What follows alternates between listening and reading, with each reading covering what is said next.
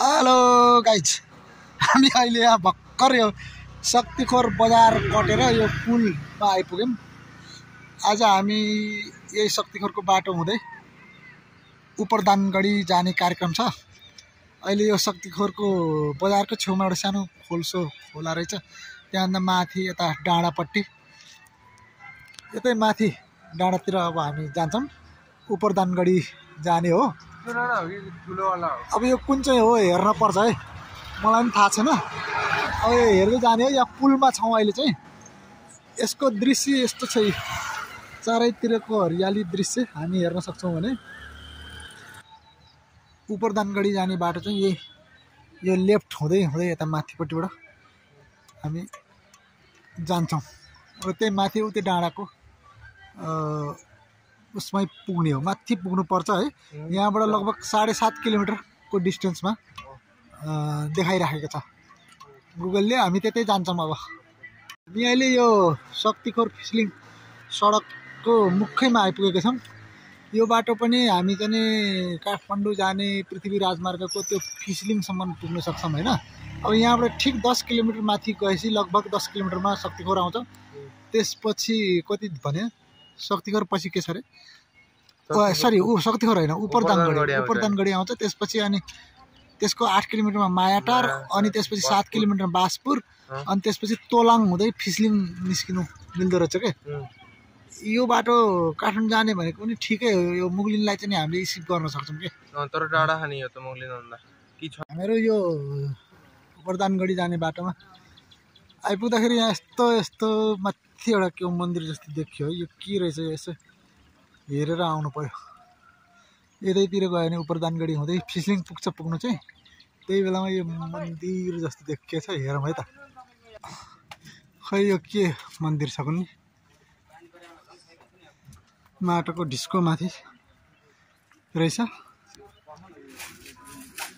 यो हामी चाहिँ खासमा यो भुँयरी थान देवी मन्दिर रहेछ कि। यो बाटोमा भेटिएको जुन मन्दिर थियो नि, भुँयरी थान भन्दो रहेछ यसलाई। अब यतापट्टि हामी जान्छौँ। यस्तो उकालो बनाएर रहेछ हौ। यो भुँयरी थानको अलि माथि आइपुग्दा यस्तो देखियो यहाँबाट तलपट्टि। यो तल शक्तिखोर बजारको अलिकति दृश्य देखिएको छ। यता डाँडाले छेकेको छ। हाम्रो स्कुटी पनि ऊ त्यहाँ छ ती।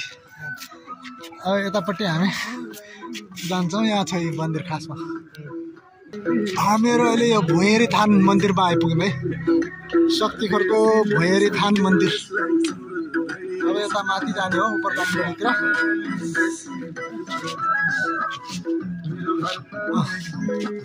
भुँयरी थान मन्दिरको अगाडि उभिएर हामी बसेका छौँ। हामी अहिले यो उपरदानगढी जाने क्रममा चाहिँ नि यो शक्ति खोलाको किनारमा आइपुग्यौँ। यहाँ तलतिरपट्टि चाहिँ एउटा पुल, पक्की पुल रहेछ, शक्ति खोला पुल। अनि यो दृश्य यहाँबाट हेर्दाखेरि पुरै राति नै होला। हेर्नु न त्यहाँ कालो बादल लागेको, पानी आउला कि जस्तो छ। हेर्नु त, पानी पर्छ जस्तो लाग्यो यार मलाई त। पर्छ नै, अब भिजाउँछ क्या, कतै बस्नु पर्ला नभए। हेर्नु न बादल आइरहेको पुरै। हामी यो उपरदानगढी जाने क्रममा यो बाँसटार आइपुग्ने बेलामा आइपुगेपछि यस्तो पानी पर्यो कि, यस्तो पानी पर्यो। यहाँ तलतिरको दृश्य केही पनि देखिन्न कि। तल यहाँ छ खाली ठाउँ छ नि त, केही देखिएको छैन। यस्तो पानी परेछ कि हेर्नु न त्यहाँ बगेर पानी छ। स्कुटर पनि यहाँ चाहिँ पुरै नालीमा पानी भर्दै साइड बिचारो गइरहेको कि उता होइन। भर्खर गयो। अर्को स्कुटर पनि छ यहाँ। हामी यस्तो घरमा बसिरहेको छ होइन, ठिकै छ। पानी परेको छ, पहाडी ठाउँ, अर्कै मजा भइरहेछ। उपरदानगढी आउने क्रममा हामी यो माथि डाँडामा आइपुगेर तलतिर हेर्दाखेरि यता तल चितवनको फाँट देखियो। खोजाबको तल नारायण नदी बगेको पनि हामी हेर्न सक्छौँ। यता माथि जङ्गल पनि देखियो। ल हामी यो उपरदानगढी आइपुग्ने बेलामा कच्ची बाटो रहेछ है। यो कच्ची बाटोमा आइपुग्नु हावा यस्तो चलेको छ नि।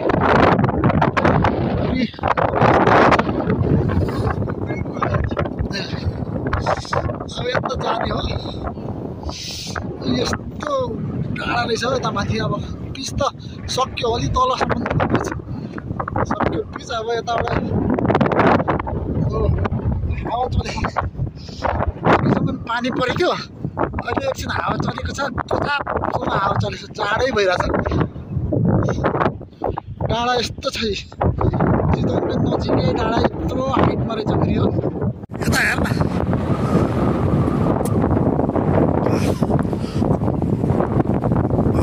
स्लो मोसनमा खिचेको यता हेर्न यता फर्किँदा नि हुन्छ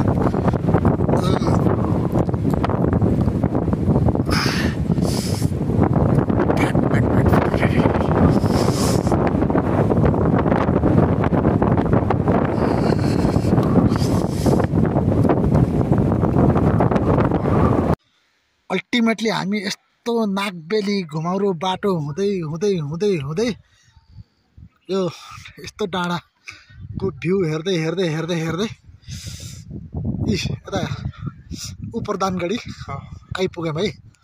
अब यहाँ बोर्ड लगाएको छ उपरदानगढी भनेर उपरदाङगढी होइन। अब यहाँ अलिक माथि गएर हामी एक्सप्लोर गर्छौँ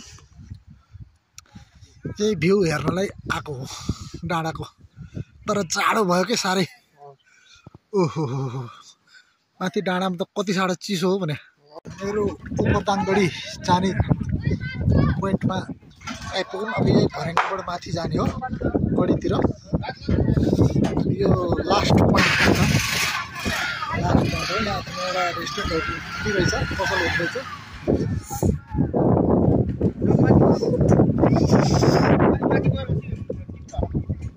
उपरदानगढी जाने भर्याङ ल यो उकालो चढ्दै चढ्दै हामी आइपुग्यौँ यता यहाँ एउटा लालीग्रास होमस्टे भन्ने पनि रहेछ उपरदाङगढी जाने बाटोमै यो खडखडी चढ्दै चढ्दै जान्छौँ र अनि अहिले फेरि दृश्य अवलोकन गर्नु पर्ला।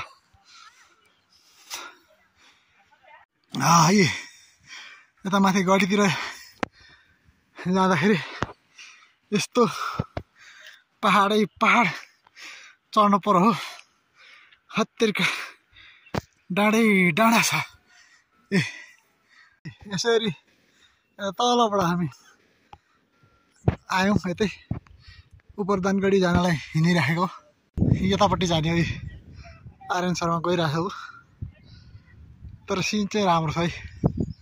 ल उपरदानगढी किल्लाको चाहिँ प्रवेशद्वारमा आइपुग्यौँ है यहाँ माथि है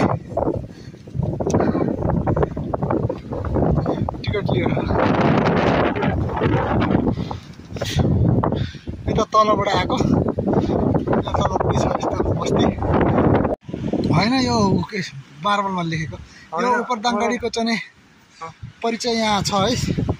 पस्ने बेलामा हामी गेटबाट पस्ने बित्तिकै यस्तो दृश्य हामी देख्न सक्छौँ। अब माथिपट्टि छ त्यहाँ गढी भन्ने रियल गढी चाहिँ माथि छ है। हामी हिँड्दै हिँड्दै हिँड्दै हिँड्दै यो उपरदाङगढीमै आइपुग्यौँ। यहाँ हाम्रो राष्ट्रिय झन्डा फरफराइरहेको छ ए गढीको चाहिँ भित्तो पर्खाल देखिएको छ अहिले।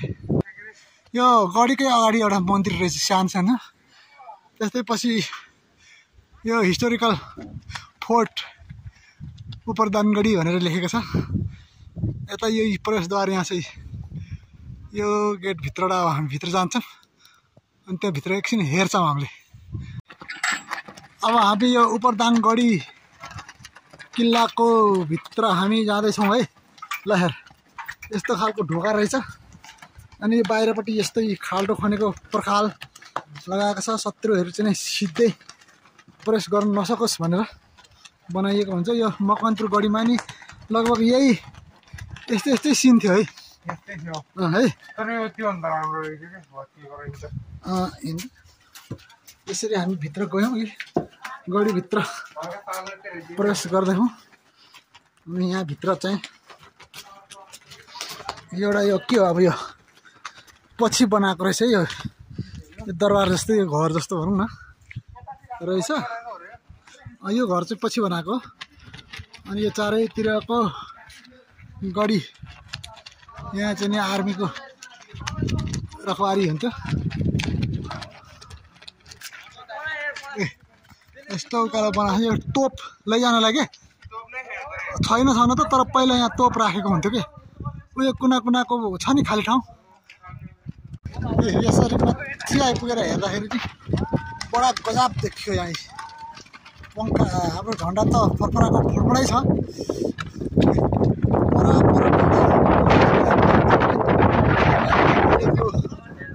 मध्य भागमा आइपुगेका छौँ र यहाँ केही दर्शकहरू पनि हामी हेर्न सक्छौँ। तिनीहरूले यहाँ केही प्रदर्शन गरिरहेको हामी देख्छौँ।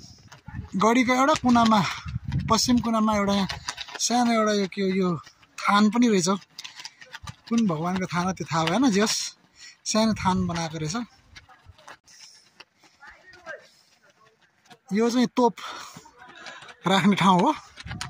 दुश्मनहरू आउँछन् भनेर यहाँ तोप राखिन्थ्यो पहिला चाहिँ ऐतिहासिक समयमा के। यो लगभग मकवानपुर गढीकै शैलीमा बनाएको रहेछ कि उपरदाङगढी। यो उपरदाङगढीको किल्ला माथिबाट यसको वरिपरि चितवनको फाँटहरू यी तल तल तल नारायणी नदी बगेको हामी हेर्न सक्छौँ हैन। ठिकै छ एक दिन आउनुलाई, यसो रमाइलो हुने रहेछ। त्यस्तो साह्रै बोरिङ पनि छैन आउटिङलाई हैन, हो कि हैन? ठिकै छ है। यस्तो हावा चल्छ, यस्तो हावा चल्छ, चिसो छ क्या फेरि हावा। कस्तो हावा